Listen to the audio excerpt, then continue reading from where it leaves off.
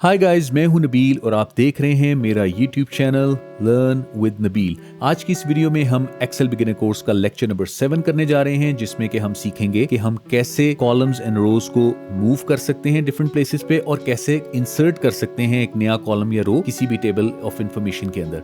तो आइए चलते हैं स्क्रीन पे और लेक्चर को स्टार्ट करते हैं। जी गाइज, इस लेक्चर को स्टार्ट करने से पहले मैं एक और चीज़ आपको बताता चलूं कि अगर आपने मेरे पिछले लेक्चर्स नहीं देखे तो मैं लिंक डिस्क्रिप्शन में दे रहा हूं, वहां से जाके आप प्रीवियस लेक्चर्स को स्टडी कर सकते हैं इन केस आपको यहाँ पे कोई चीज़ समझ ना आ रही हो। तो लेट्स स्टार्ट। ये है जी नबील क्लोथिंग शॉप, जिसके अंदर ये डिफरेंट आइटम्स हैं। मंडे टू फ्राइडे तक की सेल्स लिखी हुई हैं, total weekly sales, opening stock, closing stock वगैरह वगैरह। ठीक है, अब हम फॉर एग्जाम्पल चाहते हैं कि ये जो ओपनिंग स्टॉक वाला कॉलम है, कॉलम नंबर H, हम चाहते हैं कि जी हम इस कॉलम को यहां से मूव करके B में ले आएं, यानी कि कॉलम नंबर B पे ये ओपनिंग स्टॉक आ जाए।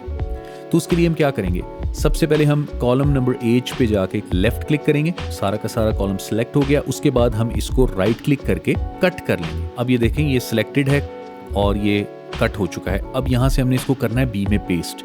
तो हम B पे जाके लेफ्ट क्लिक करेंगे और राइट क्लिक करने के बाद हमें यहाँ पे इंसर्ट कट सेल्स की ऑप्शन आ रही है, तो हम इंसर्ट कट सेल को क्लिक कर देंगे। असूली तौर पे यहाँ पे ये ओपनिंग स्टॉक यहाँ पे जा चुका होना चाहिए था, लेकिन एक एरर आ गया है। तो आइए पढ़ते हैं एरर किस बारे में। This selection contains only part of a merge cell. मैंने इसको ओके कर दिया।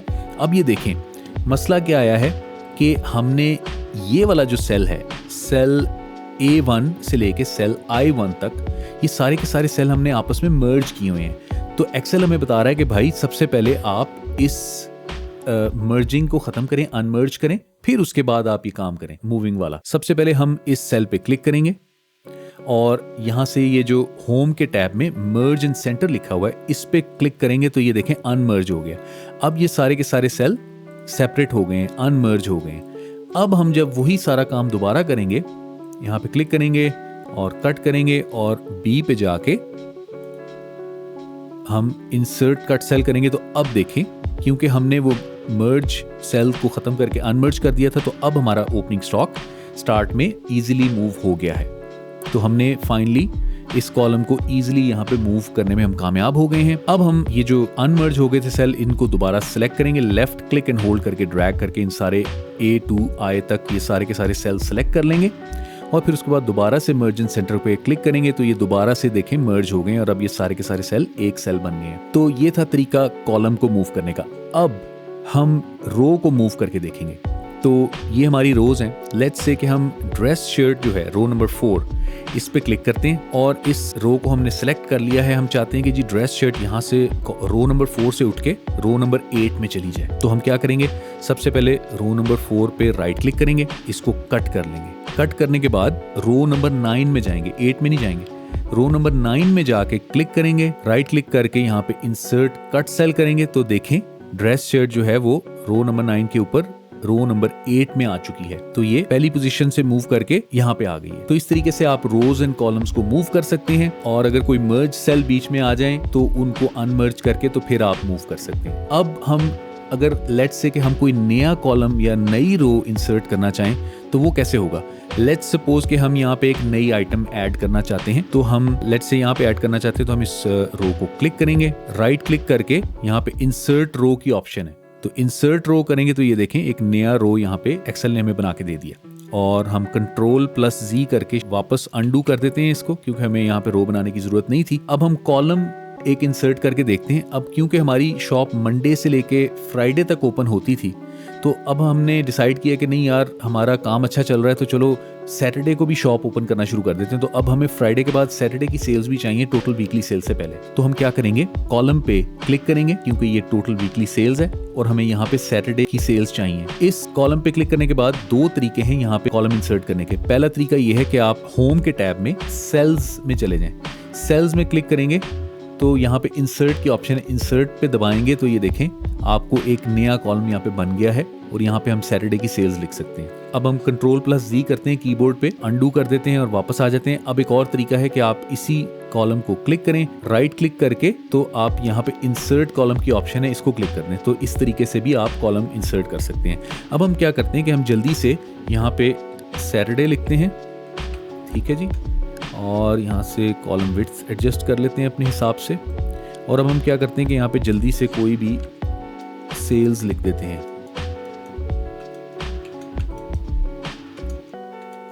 लें जी, हमने फर्जी सेल सैटरडे की भी लिखनी है। यहाँ पे नया कॉलम जब हमने इंसर्ट किया और सैटरडे की सेल्स लिखी हैं तो हमें एक प्रॉब्लम आ रहा है कि हमारा यहाँ पे जो सम का फॉर्मूला था टोटल वीकली सेल्स में, वो था सिर्फ मंडे से लेके फ्राइडे तक का। हमने रेंज मंडे से फ्राइडे तक की सिलेक्ट की हुई थी। अब ये एक नया कॉलम यहाँ पे आ गया है तो इसको ये वाला फॉर्मूला ऐड नहीं कर रहा। तो हमें सबसे पहले तो टोटल वीकली सेल्स के लिए जो सम का फॉर्मूला था वो थोड़ा सा चेंज करना पड़ेगा। हम इसको समझने के लिए सबसे पहले तो इस सेल पे डबल क्लिक करेंगे ताकि फॉर्मूला खुल जाए। डबल क्लिक किया तो ये देखें फॉर्मूला खुल गया।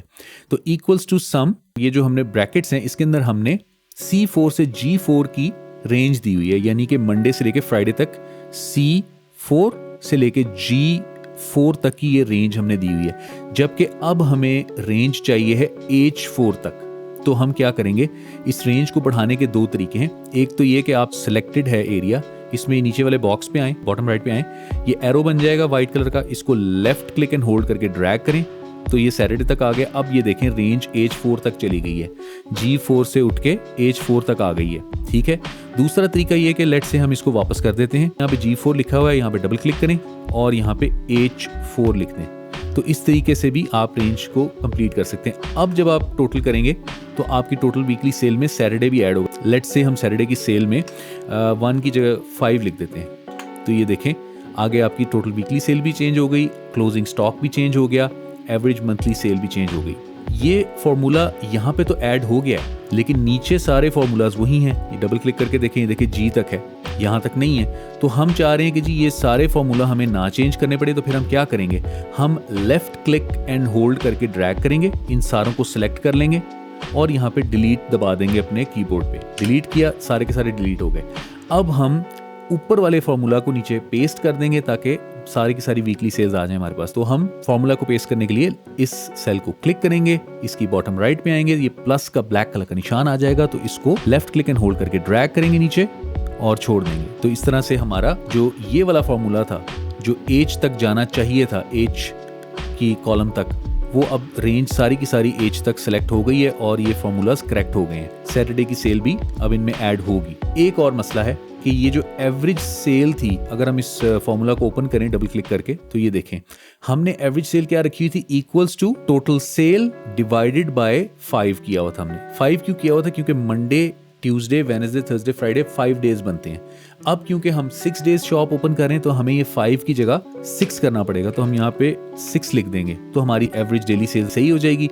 तो फिर अब हम यहाँ पे दोबारा वही करेंगे, हम नीचे वाले सारे एवरेज वाले फॉर्मूलाज को डिलीट करेंगे और फिर उसके बाद इस सेल पे क्लिक करेंगे, बॉटम राइट पे आके ब्लैक कलर का निशान आएगा, इसको लेफ्ट क्लिक एंड होल्ड करके ड्रैग करेंगे नीचे और अब हमारी सारी की सारी एवरेजेस करेक्ट हो गई हैं। जी गाइस, ये वीडियो होती है यहाँ पे खत्म। अगर आपको ये वीडियो पसंद आई है तो चैनल को सब्सक्राइब कर लें, इस वीडियो को भी लाइक कर लें और मिलते हैं नेक्स्ट लेक्चर में। टेक केयर, अल्लाह हाफिज।